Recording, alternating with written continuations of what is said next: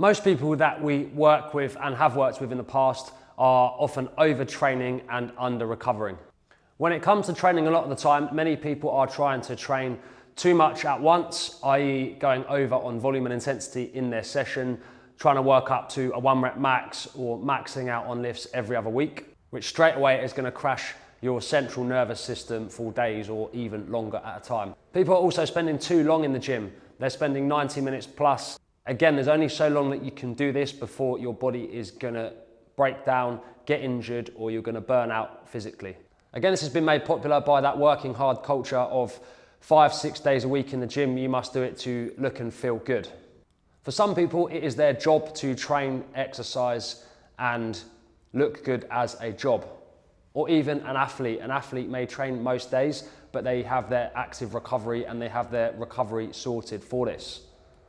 If you are paid to do this, then you will have someone in your corner showing you exactly what to do, when to do it, and how to recover properly. For the general population, 3 to 4 times per week is the sweet spot for most. But even still, week after week, if we're pushing weight, we're pushing the weight heavier, we're going extra reps, extra sets, over time, the body is going to need some recovery. I'm actually doing this video off a prompt from a member today who said they were coming to do one of our strength training sessions. They were then coming back to do a fit session in the evening, followed by football training after that. This was at lunchtime. They'd barely drunk any water. They hadn't eaten a proper meal. And then they had 2 more sessions to go for the rest of the day. This is partly for the reason of the video. Firstly, 3 exercise sessions in a day for 99% of the population is way too much. And to add on poor nutrition and hydration will make this even worse. You may be able to do it for a short period of time. However, you're not going to perform properly. Maybe in that first session, but the second and third session, 100% you will not perform properly. And your body will not progress and grow and adapt after that because you are not feeding it with fuel. Again, bringing it back to that 45-minute session. 45 minutes is absolutely plenty for the kind of training that most people need.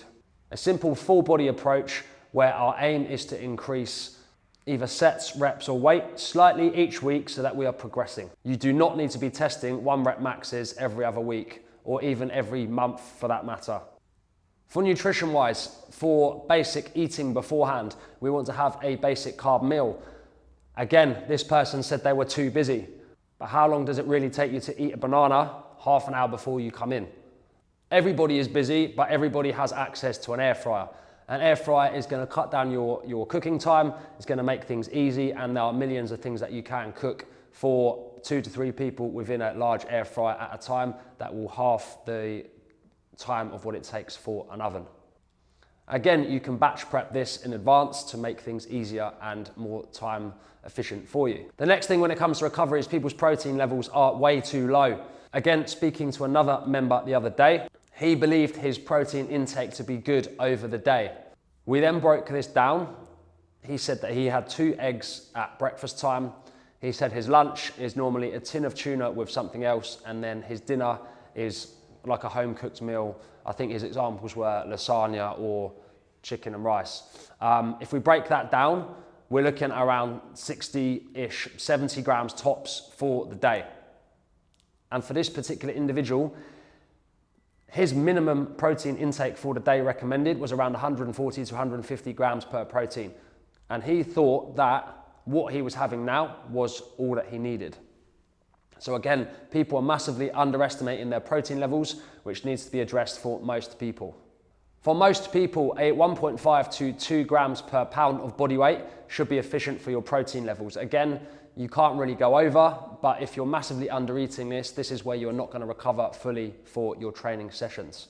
If you're in a fat loss phase, however, this will be slightly different, but people still tend to undereat massively just to drop that body fat. You can still perform and get stronger whilst in a deficit, although over time, this will generally drop slightly if we're in too much of a deficit for too long. Another example, I had another chat with a member the other day. He's very new and he has dropped 30 kilos in the last 8 to 9 months, I believe. We looked into it as to how he lost so much weight. It turns out he's eating around 1,000 calories a day. And this is way too little for the job that he has, for the activity levels that he has, and it is not sustainable long term. Yes, it may work in a very short term, but hormonally, energy-wise, and all the others will not be good and beneficial long term. Eventually, he's going to have to eat a lot more. So again, this comes back to the recovery and under fueling for what it is that you want. Next up, when it comes to recovery, is mobility, massage, and stretching. Again, most people beast themselves in the gym on the daily, but they never spend time doing some stretching, some mobility, and some overall care, such as massage, physios, and just looking after your body in general. This could even be something like sauna, ice baths, again, to help the body relax and to take the body out of a stressed state. If you are beasting yourself often, I recommend a massage around once per month, or even more if you have the time and the money to do so. Cheaper alternatives of this are also your foam roller, which you can pick up for around tenner, or you can buy yourself a massage gun, which again will help with recovery and allow more blood flow into the muscles that you're working on. Again, with our massage, mobility and stretching, it's very important, as if we're not addressing certain things, i.e. certain pains in certain body parts, muscles, this is often a sign of something is tight, it's coming up to the point where it's going to get injured, and it just needs a little bit of care to help it recover. So it might be food, it might be your overall mobility, it might be your body doesn't like moving in a certain way, which we need to address. All of these things will come back to your overall recovery. Okay, and the main one is sleep. Most people massively underutilize this. People try and grab the next quick fix, the Mounjaros, the Retas, the fat loss jabs, all these kind of things. However, if your sleep is shit, that will only take you so far. These jabs, again, they're a quick fix. For some people, yes, if you're morbidly obese, they may help.